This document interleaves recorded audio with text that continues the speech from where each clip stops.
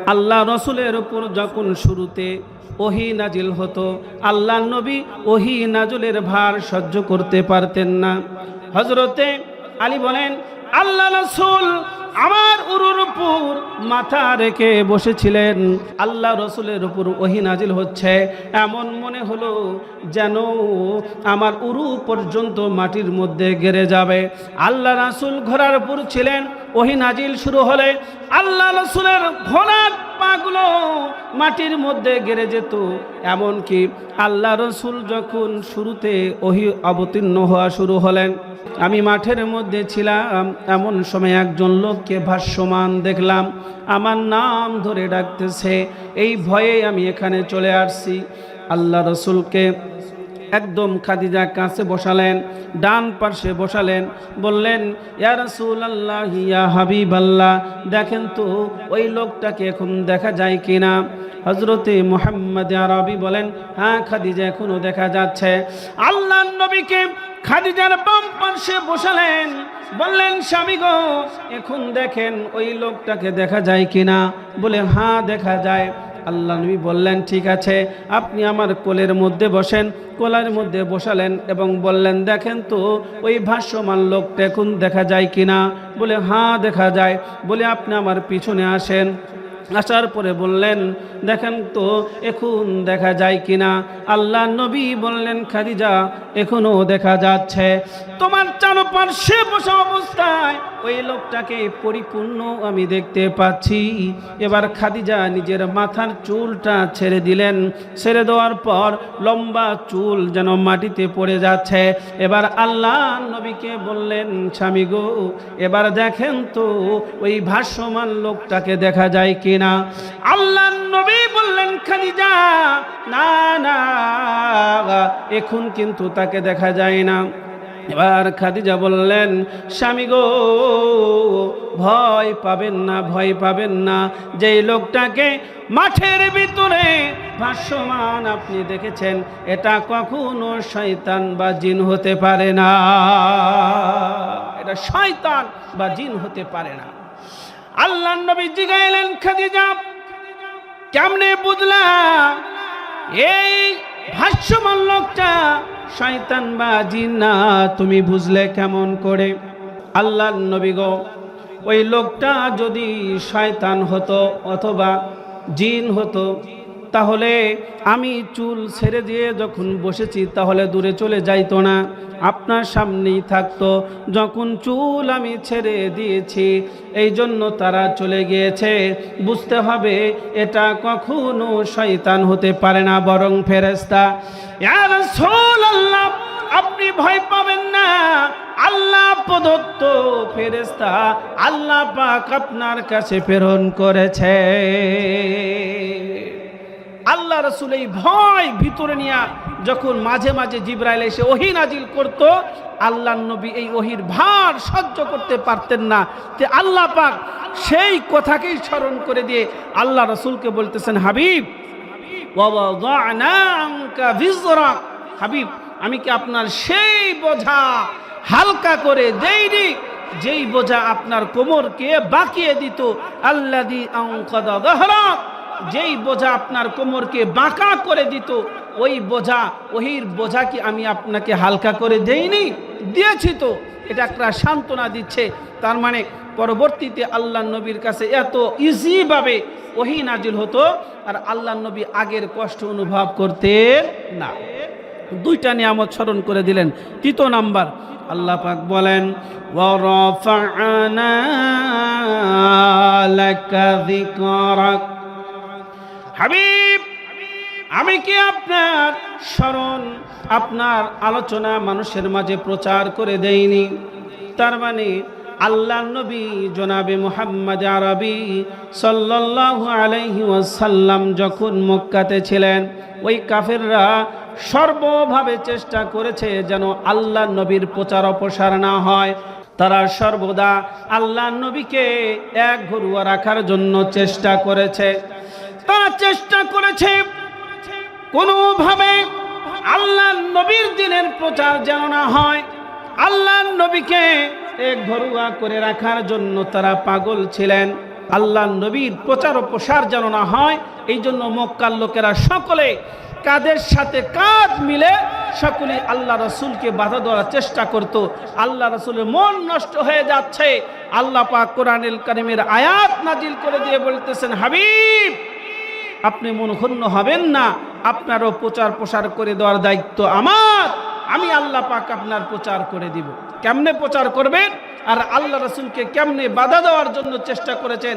হাফেজ ইবনে কাসির রহমাতুল্লাহি আলাইহি বলেন, আল্লাহ নবী যখন দিনের প্রচার করার জন্য মানুষের দ্বারে দ্বারে যাইতো, তারা আল্লাহ রসুল কোরআন তেলাওয়াত করতেন, উনি খানায় কাবার আঙ্গিনায় বসে কাফেররা এসে বলল, না আপনি কোরআনুল কারীমের তেলাওয়াত করতে পারবেন না।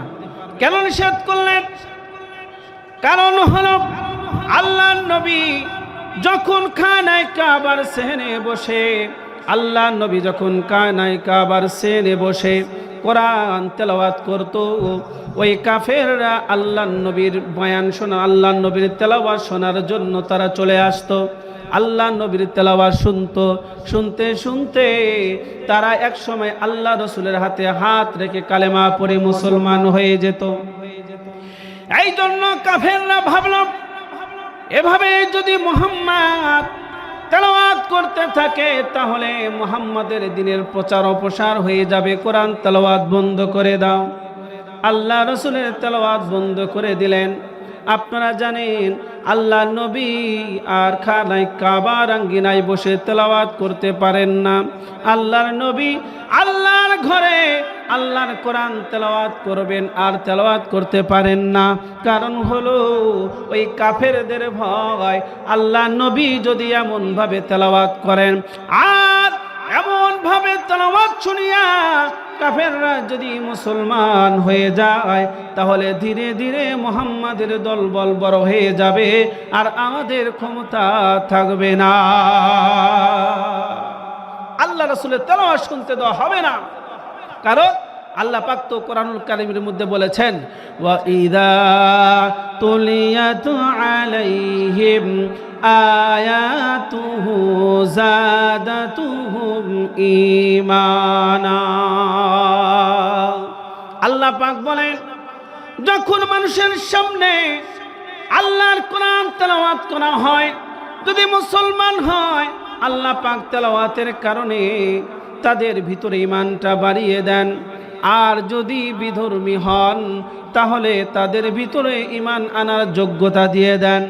এই কারণে আবু জেহেল, আবু লাহাব, উতবা, সাইবা, আখলাস ইবনে সুরাইহ ওরা জানে আল্লাহ নবী যদি এমনভাবে তেলাওয়াত করতে থাকেন আর ওই তেলাওয়াত যদি আমাদের লোকেরা শোনে, ধীরে ধীরে ঈমান আনার মতন যোগ্যতা তাদের মতো সৃষ্টি হয়ে যাবে। এই জন্য তেলাওয়াত শুনতে দেওয়া হবে না। আল্লাহ রাসূলের তেলাওয়াত যেন শুনতে না পারে, এই জন্য বারণ করে দিলেন। আল্লাহ নবী বারণ পাইয়া তাহাজ্জুদের নামাজে দাঁড়ায়া, যখন তাহাজ্জুদের সময় হয়ে যায়, আল্লাহ নবী তাহাজ্জুদে দাঁড়ায়া আল্লাহর কোরআন তেলাওয়াত করতেন। আল্লাহ নবীর ভিতরে আবেগ, আহারে আমি আল্লাহ নবী আল্লাহর ঘরে আল্লাহর কোরআন তেলাওয়াত করব, আর এই কাফেররা আমাকে তেলাওয়াত করতে দেয় না। মুখ বুক ভরা ব্যথা লইয়া তাহাজ্জুদের নামাজে আল্লাহ নবী তেলাওয়াত করতেন, এমনভাবে তেলাওয়াত করতেন। আমার আল্লাহ বলেন, হাবিব ওয়ারাফা'না লাকা যিকরাক, আপনাকে খানায় কাবায় তেলাওয়াত করতে দেয় নাই, আমি আল্লাহ পাক আপনি ঘরে তেলাওয়াত করবেন। ওই তেলাওয়াতের আওয়াজ মক্কার ঘরে ঘরে আমি আল্লাহ পৌঁছায় দেব। আল্লাহ নবী তেলাওয়াত করতেন আর ওই তেলাওয়াতের আওয়াজ আল্লাহ পাক বাতাসের সাথে মিশ্রণ করে পুরা মক্কার ঘরে ঘরে আমার আল্লাহ পাক পৌঁছায় দিতেন। সুবহানাল্লাহ। ইতিহাসবিদরা বলেন যে শেষ রাত্রিতে মক্কার প্রত্যেকটা ঘরের জানালা খোলা থাকতো আর ভিতরে মিট আলো জ্বলতো। বোঝা যাইতো যে ওই ঘরের ভিতরে লোক জাগ্রত আছে আর ওখান দিয়ে আওয়াজ যাচ্ছে কোরআন তেলাওয়াতের, আর তারা আল্লাহ পাকের রাসূলের আল্লাহর রাসূলের তেলাওয়াত তারা শুনতো, আল্লাহ পাক তাদের অন্তরে এই মহাব্বত ঢেলে দিয়েছিলেন। সুবহানাল্লাহ। আপনাদের জানা ইতিহাস যে সকলে তো নিজ নিজ বাড়ির থেকে শুনতো, কিন্তু কিছু মানুষ এমন ছিল যারা তেলাওয়াত শোনার জন্য নিজের বাড়ির থেকে বের হয়ে সব আল্লাহ নবীর ঘরের কাছে আসতো। আপনাদের ইতিহাস জানা, আবু লাহাব, আবু জেহেল, আখরাস ইবনে সুরাই, তারা তিনজন এসে আল্লাহ নবীর তেলাওয়াত শুনতো। শোনার পর যখন আল্লাহ নবী তাহাজ্জুদের নামাজ শেষ করতেন, তিনজন তিন সময় আসতেন, কিন্তু আল্লাহ নবী যখন তেলাওয়াত শেষ করতো, নামাজ শেষ করতো, এক সময় তারা বের হয়ে যেত। বের হয়ে গেলে তিনজনের মুখোমুখি সাক্ষাৎ। এই ইতিহাস বলা আমার প্রয়োজন নয়, এজন্য সংক্ষিপ্ত বলি, যারা কাফের ছিল কিন্তু আল্লাহ পাক কোরআনের মহাব্বত এত ঢুকায় দিছে, ঘর থেকে বের করে এনে আল্লাহ রাসূলের কাছে তেলাওয়াত শোনাতো।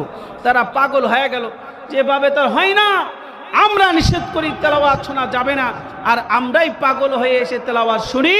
তো এক কাজ করা হোক, এই বিষয় নিয়ে একটা সমাধান করা হোক। তখন তাদের একটা গুরু ছিল, তার নাম হলো ওলীদ ইবনে মুগীরা। তার কাছে আসলেন, এসে বলতেছেন যে যে স্যার, আমাদের এই সমস্যা, আমরা নিজেরা মুহাম্মাদের তেলাওয়াত শোনা বারণ করে দিয়েছি, কিন্তু আল্লাহ নবী যখন শেষ রাত্রিতে তেলাওয়াত করত, আমরাই পাগল হয়ে নবীর তেলাওয়াত শোনার জন্য ঘর থেকে বের হয়ে তার ঘরের কাছে যাই। 3 দিন আমাদের সাক্ষাৎ। তে এই বিষয়ে একটা সমাধান আপনি করেন। ওলীদ ইবনে মুগীরা জ্ঞানী লোক ছিলেন, সমাজের মানুষের সাথে তত ওঠা বসা উনি করতেন না, জ্ঞানী মানুষ ছিলেন। সাধারণত ঘরের মধ্যেই উনি থাকতেন, পড়ালেখা করতেন। উনি আবু জেহেলকে বললেন, আবু জেহেল, এর সমাধান তোমাদের দুইজনের কথায় আমি দিতে পারবো না, বড় এক কাজ করো, মক্কার ভিতরে একটা মাহফিলের আয়োজন করো, সেখানে এ বিষয়ে আলোচনা হবে। মাহফিলের আলোচনা করা হলো, মাহফিলের আয়োজন করা হলো, আল্লাহ নবীর বিষয় নিয়ে সেখানে আলোচনা হবে। ওলীদ ইবনে মুগীরা দাঁড়িয়ে গেলেন, উপস্থিত সকলকে লক্ষ্য করে বললেন, হে মক্কার জনতা, এই জায়গার ভিতরে 2টা বিষয় নিয়ে আলোচনা হবে। একটা হলো মুহাম্মদ, আর 2 নাম্বার হলো মুহাম্মদ যা তেলাওয়াত করে এই বিষয়। এই 2 বিষয়ে তোমাদের যার যা জানা আছে বলতে পারো। অনেকেই নিজের মত প্রকাশ করতেছে। একজন দাঁড়িয়ে বললেন, হুজুর, আমার মনে হয় মুহাম্মদ যা তেলাওয়াত করে ওই তেলাওয়াতটা হলো কবিতার বাণী, আর মুহাম্মদ হলো কবি। এবার ওলীদ ইবনে মুগীরা বলেন, না না, এটা হতে পারে না। তোমরা জানো আমি হলাম এই মক্কা নয়, শুধু পুরা আরব বিশ্বের জন্য বড় একটা কবি। মুহাম্মদ যা তেলাওয়াত করে এইটা যদি কবিতা হতো আর মুহাম্মদ যদি কবি হতো, দুনিয়ার কেউ না বুঝতে পারলে আমি বুঝতে পারতাম। সুতরাং মুহাম্মদ কবি না। আরেকজন নিজের মত প্রকাশ করলেন, আরেকজন নিজের মত প্রকাশ করলেন, কিন্তু ওলীদ ইবনে মুগীরা একটা মত গ্রহণ করেন না। হঠাৎ একজন যুবক দাঁড়িয়ে বললেন, আমাকে অনুমতি দিন, আমি কথা বলতে চাই। বলে বলুন।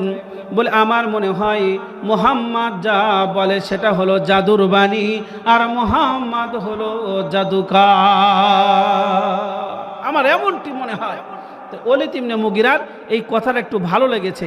তো বলতেছে, আচ্ছা, তুমি যে মুহাম্মদকে জাদুকার বললে, আর উনি যা তেলাওয়াত করে এটা জাদুর বাণী বললে, এর কারণ কি? কোন কারণের ভিত্তিতে তুমি এমন বললে? তে যুবক বলতেছে যে বিনা কারণে আমি এমনটি বলি নাই, বিনা কারণে আমি এমন বলি নাই, কারণ আছে। বলে আমার একটা বোনকে মক্কার অদূরে আমি বিবাহ দিয়েছি, আমার ভাগিনা তার এলাকার প্রধান আমার বাড়িতে বেড়াতে আসছে। তে ভাগিনাকে কাছে নিয়ে বললাম, বাবা, ওই যে খানায় কাবার পাশে একটা লোক বসে থাকে, নাম মুহাম্মদ, তুমি তো নানার বাড়িতে আসছো, মামার বাড়িতে আসছো, খানায় কাবা অবশ্যই তোয়াফ করবে। যে তোয়াফ কালে ওই লোকটা যা পড়ে, খবরদার এই পড়া যেন তোমার কানে না আসে। যদি শোনো তাহলে তুমি তোমার আত্মস্বজন, ভাই বেরাদার সকলকে ছেড়ে কিন্তু তার জন্য পাগল হয়ে যাবে। সুতরাং কোনো কথা বলবে না, এবং তার কোনো আওয়াজ যেন তোমার কানে না আসে। তোয়াফ কালে এটা খেয়াল রাখবে। তো উনি বলেন, আমার ভাগিনা এই কথা শোনার পর কানের ভিতরে সিপি দিয়া খানায় কাবা তোয়াফ করতে গেছেন, তোয়াফ করতেছেন। ভাইরা, হেদায়েতের মালিক কে? জোরে বলেন কে? হেদায়েত কার হাতে? আল্লাহর হাতে। আল্লাহ পাক যদি কাউকে হেদায়েত দেয়, দুনিয়ার সমস্ত মানুষ যদি বাধা দেয়, বাধা দিতে পারবে? আর আল্লাহ পাক যদি হেদায়েত না দেয়, কেউ কেড়ে নিয়ে এসে পারবে? পারবে না। আল্লাহ রাসূল তার চাচার জন্য এত মায়া মহব্বত ছিল। আল্লাহ রাসূল বলেন, আমার বাবার ভালোবাসা আমার চাচার মধ্যে পেয়েছি। লম্বা কথা, ওই চাচা মারা যাচ্ছে, আল্লাহ রাসূল মাথার ভিতরে হাত বুলায়া নিচের দিকে নিয়ে আসছে যে আমার হাত যেখানে পড়বে আমি নবীর হাতের উসিলায় আমার চাচার জন্য সেই অঙ্গটা জাহান্নামের জন্য হারাম করে দিবেন। আল্লাহ রাসূল মাথার থেকে হাত বুলিয়ে যে নিচের দিকে আনবেন, জিবরাইল চলে এসে বললেন, হাবিব হাত সরান, আল্লাহ পাক আপনার চাচার কপালে হেদায়েত রাখে না। নিজের চাচাকে হেদায়েত করতে পারে না, কিন্তু আল্লাহ পাক এই যুবকের কপালে হেদায়েত রেখেছেন। দেখেন কানের নাকের ভিতরে, উনি কানের ভিতরে সিপি দিয়েছেন। ওই সিপি দেওয়ার কারণে আওয়াজটা পরিপূর্ণ শুনতে পায় না, অল্প অল্প শোনা যায়, কিন্তু খুব মধুর শোনা যায়। কোনো ভালো আওয়াজ যদি সুন্দরভাবে শোনা না যায় তাহলে খারাপ লাগে। এই জন্য ভালোভাবে শোনার জন্য সিপিটা বের করে ফেললেন। আল্লাহ রসুলের আওয়াজ উনি এখন ভালোভাবে শুনতে পান। আহারে, এত সুন্দর মধুর আওয়াজ আমার মামা আমাকে শুনতে বারণ করেছে, এটা তো মানা যায় না। ধীরে ধীরে আল্লাহ নবীর কাছে আসলেন, দো জানু হয়ে বসলেন, আল্লাহ নবীর তেলাওয়াত শুনলেন। যত শোনে তত মধু, যত শোনে তত মধু লাগে, আরো ভালো লাগে, মজা লাগে। আল্লাহ নবী তেলাওয়াত শেষ করলেন। এবার ওই যুবক আল্লাহ নবীর হাতে হাত রেখে কালেমা পড়ে মুসলমান হয়ে গেলেন। ওই মামা বলে, দেখেন আমার ভাগিনা জাদুর মতন প্রভাব করে তার লোকদের ভিতরে অন্তর্ভুক্ত করে নিয়েছে। জাদুর বাণী না হলে এমন প্রভাব তো করতো না। সেখান থেকে আমি বলি আল্লাহর নবী জাদুকার, এবং আল্লাহর নবী যা তেলাওয়াত করে এরা জাদুর বাণী। এই কথাটা ওলীদ ইবনে মুগীরার ভালো লেগেছে, বলতেছে ঠিক আছে জাদুকার তুমি বলতে পারো, তবে এটা প্রচার করা যাবে না। মুহাম্মদকে বারণ করার জন্য একটা পন্থা অবলম্বন করতে হবে। কি পন্থা অবলম্বন করা যায়? অনেক গবেষণা করার পর তারা সিদ্ধান্ত নিল, সামনে হজের মৌসুম, প্রত্যেকটা অঞ্চল থেকে খানায় কাবায় হজ ব্রত পালন করার জন্য মানুষ দলে দলে আসবে। এই সময় মুহাম্মদ তার ধর্ম প্রচার ও প্রসার করবে। এই সময় মুহাম্মদকে ফোকাসিং হয়। এই জন্য তারা কি করলো? হজের মৌসুমে প্রত্যেকটা মোড়ে মোড়ে লোক সেট করে দিলেন যেন মুহাম্মাদের প্রচার ও প্রসার না হয়। এই জন্য তারা কি করলেন? লোকেরা সকলে এলান করে বলতেছেন, ওই দিকে একটা পাগল আছে, ওই দিকে একটা পাগল আছে, পাগলের কাছে কেউ যাবেন না। তারা বলতেছেন হজের মৌসুমে মুহাম্মদ তার ধর্ম প্রচার করবে, এই মৌসুমে মুহাম্মদ যেন ধর্ম প্রচার করতে না পারে, সেই জন্য প্রত্যেকটা রাস্তার মোড়ে মোড়ে, মক্কার রাস্তার মোড়ে মোড়ে লোক বসায় দিয়েছে এবং তারা এলান করতেছে ওই দিকে একটা পাগল আছে, ওই দিকে একটা পাগল আছে, কেউ ওই দিকে যাবেন না। লোকেরা জিগায়, ভাই ওই দিকে যে পাগল আছে পাগলের নাম কি? সকলেই বলে পাগলের নাম হলো মুহাম্মদ। যারা আরবি বুঝতে পারেন, মুহাম্মদ শব্দের অর্থ হলো বেশি প্রশংসিত, বেশি প্রশংসিত। তাহলে অর্থ হচ্ছে কি? ওই দিকে যাবেন না, ওই দিকে একটা পাগল আছে যার নাম হলো বেশি প্রশংসিত। এটা বাংলা। আচ্ছা দেখেন তো মেলে, বেশি প্রশংসিত মানুষ আবার পাগল হয় কিভাবে? একটা প্রশ্ন আসে না? ওই হাজী সাহেবরা ঘোষণাকারীকে বলে, ওরে ঘোষণাকারী তুমি তো বললে পাগল আছে, কিন্তু পাগল আবার বেশি প্রশংসিত কেমনে হয়? তাহলে বেশি প্রশংসিত পাগল তো দেখতে হয়। এই জন্য আগে যদি 10 জন যাইতো, এখন 20 জন সেই বেশি প্রশংসিত পাগল দেখার জন্য যায়। সুবহানাল্লাহ। এবার ওই মক্কার কাফেররা ভাবে, আহারে আমরা তো ভুল এলান করছি, এভাবে এলান করলে তো মানুষ বেশি যাচ্ছে, এই জন্য আমাদের এলানের শব্দ আবার কি করতে, পরিবর্তন করতে হবে।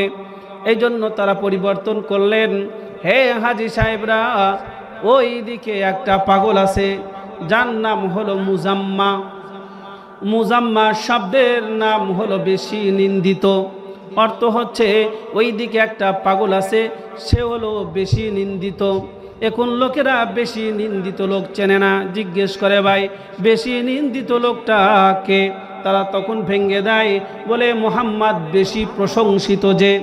তার মানে অর্থ হলো কি, হে হাজী সাহেবরা, ওই দিকে একটা পাগল আছে যে হলো বেশি নিন্দিত।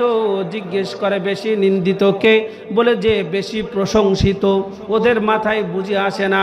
এখন লোকেরা বলে দেখো ওই দিকে বেশি নিন্দিত লোক আছে, চেনে না, বলে বেশি নিন্দিত লোককে? বলে বেশি প্রশংসিত যে। তখন লোকেরা যদি 20 জন আল্লাহ নবীর কাছে যাইতো, এখন 40 জন আল্লাহ রসুলের কাছে দেখা করার জন্য যায়।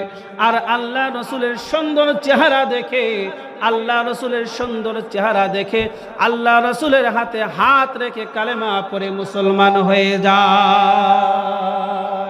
আল্লাহ পাক রব্বুল আলামিন বলেন, ওয়ারাফা'না লাকা যিকরাক। হাবিব, ওই মক্কার কাফেররা আপনার প্রচার ও প্রসার বন্ধ করতে চায় হাবিবি গো।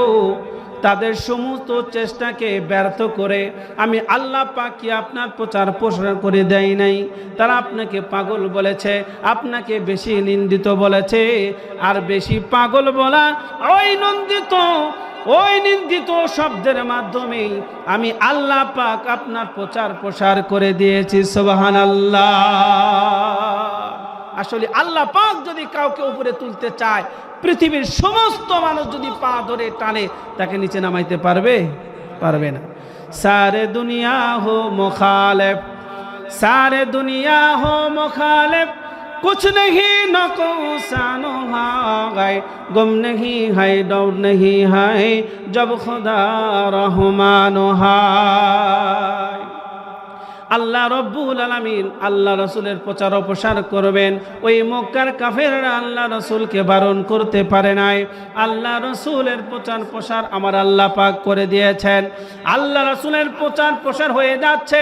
এখন মক্কার লোকেরা আল্লাহ রসুলকে শারীরিক কষ্ট দেওয়া শুরু করলেন।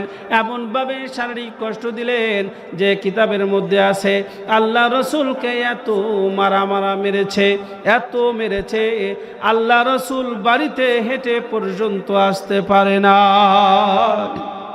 হযরতে খাদিজা বলেন আল্লাহ রসুলকে এত মারছে যে আল্লাহ রসুল একদিন বাড়িতে হেঁটে আসতে পারে নাই। বাচ্চাদের মতন হামাগুড়ি দিয়ে দিয়ে একদম আল্লাহ রসুল বাড়ির দরজার মধ্যে এসে ক্ষীণ আওয়াজে আমাকে ডাকতেছিল। আমি বলি এমনভাবে ডাকে কে? আমি দরজার কাছে দরজা খুলে দেখি যে আমার রসুল মাটিতে গোড়াগড়ি করে কাঁদতেছেন।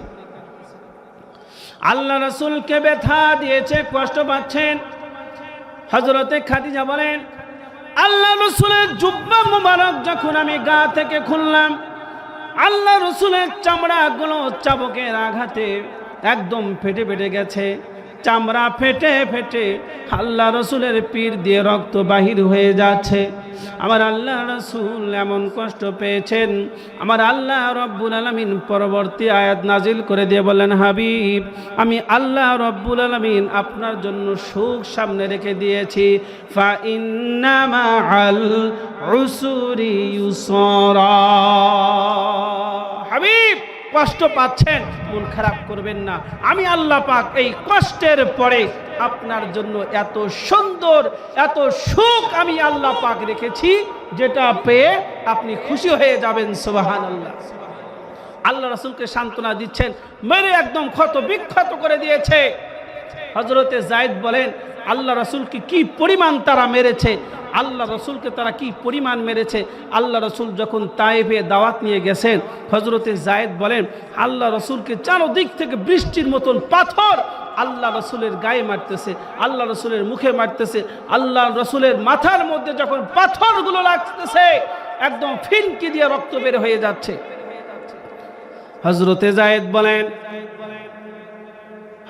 যায়েদ বলেন ওরে তায়েফের যুবকেরা, তোরা কোন চেহারার প্রতি পাথর মানুষ, কোন চেহারায় তোরা এমন করে পাথর মারস, তোরা কি ওই চেহারার খবর জানোসনি? আমরা মক্কার লোকেরা যখন ক্ষুধায় পাগল হয়ে যাইতাম, পেটের ভিতরে পাথর মেরে থাকতাম। আমরা যখন পেটের ভিতরে পাথর বেঁধে রাখতাম, ক্ষুধার কষ্ট যখন আমরা সহ্য করতে পারতাম না, আমরা আল্লাহ রসুলের চেহারার প্রতি তাকায় থাকতাম। আল্লাহ রসুলের চেহারার প্রতি তাকায় থাকলে আল্লাহ রসুলের চেহারার বরকতে আমাদের ক্ষুধা নিবারণ হয়ে যেত।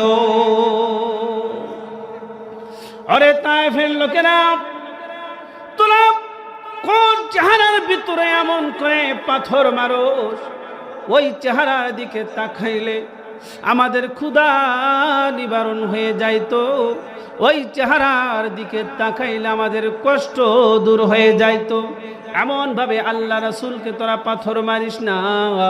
আল্লাহ রসুলের চেহারায় যখন বারবার পাথর মারে, হযরতে যায়েদ বলেন, আমি আল্লাহ রসুলের সামনে দাঁড়িয়ে গিয়েছি, তাদেরকে বলেছি আমাকে পাথর মার, আমাকে পাথর মেরে ক্ষত বিক্ষত করে দে, তবু আমার রসুলকে তোরা পাথর মারিস না। তবু আমার রাসূলের গায়ে তোরা পাথর মারিস না। হযরতে যায়েদ বলেন, মুসলিম শরীফের হাদিস, আল্লাহ রাসূলকে চতুর্দিক থেকে যখন পাথর মারে, হযরতে যায়েদ সামনে দাঁড়িয়ে গেছে যে আমাকে পাথর মার। মানুষ হত্যা করা যদি তোদের উদ্দেশ্য হয়ে থাকে তাহলে আমাকে হত্যা কর, তুই আমার রাসূলের গায়ে তোরা পাথর মারিস না।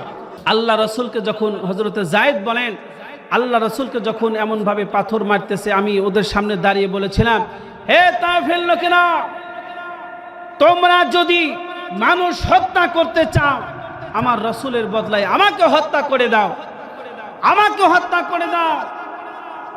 আমি আল্লাহ রাসূলের জন্য শাহাদত বরণ করব, তুমি আমার রাসূলকে মেরো না। কিন্তু আল্লাহ রাসূলকে মেরে একদম ক্ষত বিক্ষত করে দিয়েছিল। আল্লাহ রাসূল যখন একটু তায়েফ থেকে দূরে সরে আসলেন, আসার পরে আল্লাহ রাসূলকে আল্লাহ পাক সান্ত্বনা দিয়ে বলতেছেন, হাবিব, এই তায়েফে আপনি কষ্ট করতেছেন, আমি আল্লাহ পাক আপনার জন্য সুখ রেখে দিয়েছি। যখন এই সুখ পাবে সব কিছু ভুলে যাবেন। জোরে কান সুবহানাল্লাহ।